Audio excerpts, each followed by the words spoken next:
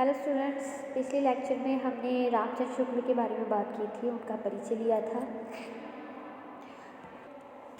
आज हम बात करेंगे उनके निबंधों की भाषा शैली। चूँकि हमारे कोर्स में हमारे निबंधों की ही बात की गई है, इसलिए हम उनके पूरे रचना से संबंधित भाषा शैली की बात नहीं करेंगे, सिर्फ और सिर्फ उनके निबंधों की भाषा शैली के बारे में बात करेंगे। तो सबसे पहले भाषा की बात करते हैं। द्विवेदी जी ने अपने निबंधों में पाठकों के मनोरंजन, ज्ञानवर्धन और रुचि का पूरा ध्यान रखते हुए भाषा शैली में उदारता से काम लिया। इसलिए सरलता, सरसता और उपदेशात्मक इनकी शैली की विशेषता बन गई। इनके निबंधों में कठिन से कठिन विषय को भी सरल बनाकर प्रस्तुत करने की कला मिलती है। और इनकी जो भाषा है, जैसे कि पहला पॉइंट है भाषा, और उसमें सबसे पहला है तत्सम शब्दों का बाहुल्य। तो उन्होंने अपने जो निबंध हैं उसमें तत्सम शब्दों का बहुत प्रयोग किया, संस्कृत के तत्सम शब्दों का प्रयोग किया है। लेकिन इसके अलावा इन्होंने और भी बहुत सारी चीज़ों का प्रयोग, बहुत सारे शब्दों का प्रयोग किया, जैसे कि अरबी, फारसी और अंग्रेजी के शब्दों का प्रयोग किया है। साथ ही उन्होंने मुहावरों का भी प्रयोग किया है। उन्होंने मुहावरे और लोकोक्तियों का प्रयोग जो है विषय के अनुरूप प्रयोग किया है। और इनके निबंधों की जो भाषा है वो उत्तरोत्तर परिष्कार के साथ उसमें चुटीलापन भी दिखता है। और व्याकरण सम्मत वाक्य रचना की दृष्टि से भाषा परिमार्जन और परिष्कार के स्तर पर चमत्कारपूर्ण है। विषय स्पष्टीकरण के लिए दृष्टांत और रूपक शैली का प्रयोग किया गया है, और भाषा विषय और संदर्भ के अनुसार बोलचाल का रूप भी धारण करती है। तो इस प्रकार से उनकी भाषा में तत्सम शब्दों का बाहुल्य, मुहावरों का प्रयोग, सूत्रों का प्रयोग और काव्यात्मकता, ये सभी जो विशेषताएं हैं वो दृष्टिगोचर होती हैं।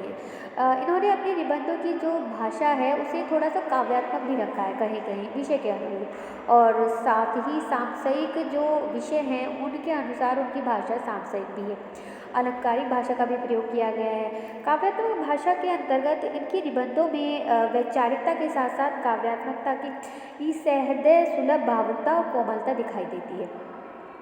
जैसे कि इन्होंने मेघदूत के अंतर्गत लिखा है कि कविता कामिनी के कमनीय नगर में कालिदास का मेघदूत एक ऐसे भव्य भवन के सदृश है जिसमें पद्म रूपी अनमोल रत्न जड़े हुए हैं, ऐसे रत्न का जिनका मोल ताजमहल में लगे हुए रत्नों से भी कहीं अधिक है।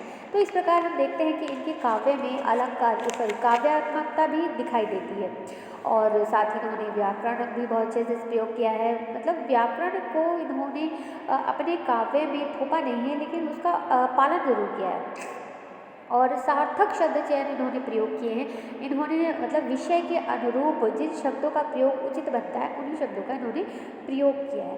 और अलंकारिकता के अंतर्गत इन्होंने अलंकार को अपना उचित स्थान प्रदान किए हुए, जिसका एक उदाहरण हम देख सकते हैं कि इनकी रचना एक अजीब गोरखधंधा हो जाती है। न इस शास्त्र की आज्ञा के कायल और न ये पूर्ववर्ती कवियों की प्रणाली के अनुवर्ती, न तो ये सत्य समालोचकों के परामर्श की परवाह करने वाले।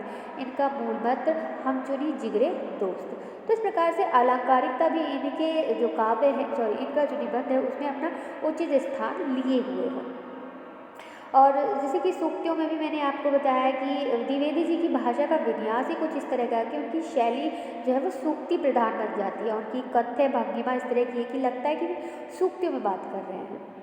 तो अब बात कर लेते हैं थोड़ी सी शैली के बारे में। शैली के अंतर्गत किसी भी साहित्यिक विषय के विवेचन के लिए आचार्य तुल्य भाषण और तर्कपूर्ण गंभीर शैली का प्रयोग द्विवेदी जी ने किया है।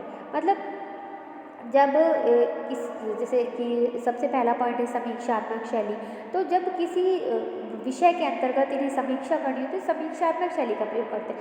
मतलब शैली भी इन्होंने निबंधों के जो विषय हैं उसके अनुरूप ही चुनी है, यानी कि समीक्षा करनी, समीक्षात्मक। गवेषणा के अंतर्गत इन्होंने स्वतंत्र अभिव्यक्ति को अधिक मान्यता दी है। विचारात्मक के अंतर्गत इन्होंने साहित्यिक विषय के विवेचन के अंतर्गत किया है। व्यंग्यात्मक के अंतर्गत इन्होंने व्यंग्य किया है, जो बात सीधे सीधे ना कहा जा सके उसे व्यंग्य के रूप में कही है।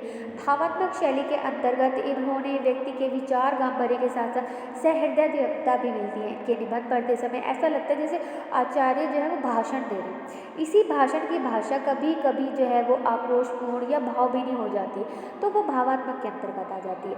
तो इसी तरीके से व्यंग्य के अंतर्गत भी इन्होंने चुटिल्य व्यंग्य का प्रभाव किया है, और जो कि लेखकों का सिद्धहस्त कार्य है। द्विवेदी जी भी इस कला में सिद्धहस्त हैं, और जहाँ उन्होंने इस कला का उपयोग किया है वहाँ गंभीर व्यंग्य की सृष्टि हुई है।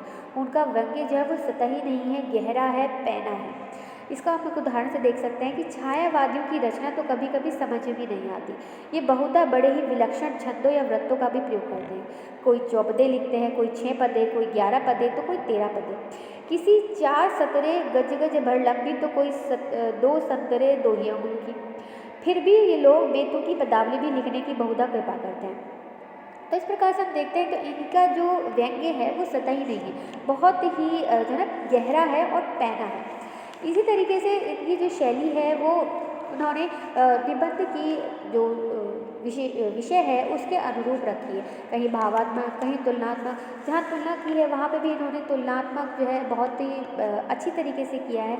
ऐसा नहीं कह सकते कि जो इन्होंने तुलना की है वो सिर्फ सतही है, उसमें कोई पैनापन नहीं है। तो हर जगह इन्होंने जो शैली इस्तेमाल की है वो बहुत ही सोच समझ के शैली की इस्तेमाल की है। जैसे कि आलोचनात्मक शैली के अंतर्गत हम बात करते हैं तो ये निबंध जो है इनके साहित्य और समाज दोनों ही विषयों पर लिखे गए, और इन निबंधों में द्विवेदी जी ने सामाजिक विषमता पर गहरे आघात किए, और ऐसे निबंधों में आपकी जो लोक कल्याण की भावना प्रमुख है। यह शैली व्यंग्यात्मक हो सकती है, लेकिन फिर भी इन्होंने जिन आलोचनात्मक निबंधों का में व्यंग्यात्मक शैली का प्रयोग किया है बहुत ही अच्छी तरीके से किया है। इसी तरह से गवेषणात्मक शैली के अंतर्गत इन्होंने स्वतंत्र विचारक के रूप में हमारे समक्ष आते हैं। स्वतंत्र चिंतन की पैनी दृष्टि ऐसे निबंधों की प्रमुख विशेषता है। और जैसा कि हमारे कोर्स में लगा हुआ है हिंदी कवियों की उर्मिला विषयक उदासीनता, ये उनका गवेषणात्मक निबंध है। इन निबंधों की जो भाषा है वो खड़ी बोली है, और द्विवेदी जी के जो समग्र निबंध हैं उसमें अर्थ की अस्पष्टता या भाषा की शिथिलता खोलने पर भी नहीं मिलती है। आज द्विवेदी जी के ही गद्य जो है वो भाषा आदर्श को हम लोग अपना कर चल रहे हैं। इन्हीं निबंधों में उनकी प्रतिभा और कृतित्व निखर कर हमारे सामने आता है। आज भी इनके निबंधों को आदर्श रूप में ग्रहण करते हैं। इनकी जो भाषा है, इनकी जो शैली है, उसे बहुत ज़्यादा आगे के जो कवि हैं उन्होंने उसे अपना एक तरीके से कहना चाहिए अपने लिए प्रेरणा मानी है। उसी पर इन्होंने आगे के कवियों ने अपना मार्गदर्शन किया है और उन्हें बहुत सम्मान की दृष्टि से देखते हैं। और जो इनकी जो भाषा है उसमें इन्होंने विषय और संदर्भ के अनुसार बोलचाल की भाषा का प्रयोग किया है। तो ऐसा कह सकते हैं कि जो इनकी रामचंद्र शुक्ल की जो भाषा शैली है वो बहुत ही विषय प्रधान है, यानी कि जिस प्रकार की विषय है उसी प्रकार की उसी प्रकार की शैली का इन्होंने प्रयोग किया है, और उसी तरह की भाषा में भी उन्होंने गुण लिए हैं। जैसे कि तत्सम शब्दों का बोलने किया है उन्होंने, जहाँ मुहावरे की ज़रूरत है वहाँ मुहावरों का प्रयोग किया है, जहाँ सूत्रात्मक भाषा से काम चल सकता है वहाँ सूत्रात्मक भाषा का प्रयोग किया है, और कहीं कहीं इन्होंने अपना कवि धर्म भी निभाया है, और निबंधों में थोड़ी सी काव्यात्मकता भी आ गई है। और सांसारिकता में इन्होंने जो विषय है चुने हैं वो बिल्कुल ज्वलंत विषय चुने हैं, और उन्हीं ज्वलंत विषयों पर अपने निबंधों को लिखा है इन्होंने। और अलंकारिक भाषा तो काव्यात्मकता के अंतर्गत आ ही जाती है। और शैलियों में भी इनकी यही चीज़ है कि इन्होंने शैली भी इसी तरह से इस्तेमाल की है। और उन्होंने एक और शैली जो इनके गद्य शैली में मिलती है वो है प्रसाद शैली, उसका भी इनके काव्य में बहुत प्राधान्य है।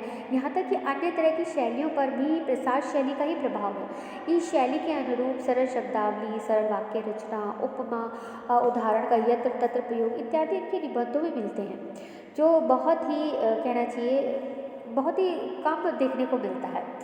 अब जैसे एक उदाहरण देख लेते हैं कि लोभ बहुत बुरा है, ये मनुष्य की जीवन जो है वो दुखमय कर देता है, क्योंकि अधिक धनी होने से कोई सुखी नहीं होता, धन देने से सुख मिलता है। इसलिए जो मनुष्य सोने और चांदी के ढेर को ही सब कुछ समझता है वह मूर्ख है, मूर्ख नहीं तो अहंकारी अवश्य है। तो यहाँ पर विवेचनात्मक शैली की भी झलक मिलती है और प्रसाद शैली का आदर्श रूप भी मिलता है। तो इस प्रकार से हम देखते हैं कि रामचंद्र शुक्ल की जो काव्य शैली है वो जो भाषा शैली है वो बहुत ही दर्शनीय है, और उसमें उनका एक तरह से विद्वता और उनकी प्रतिभा जो है वो झलकती है। तो आज के लिए इतना ही, अगले लेक्चर में मिलेंगे, तब तक के लिए थैंक यू।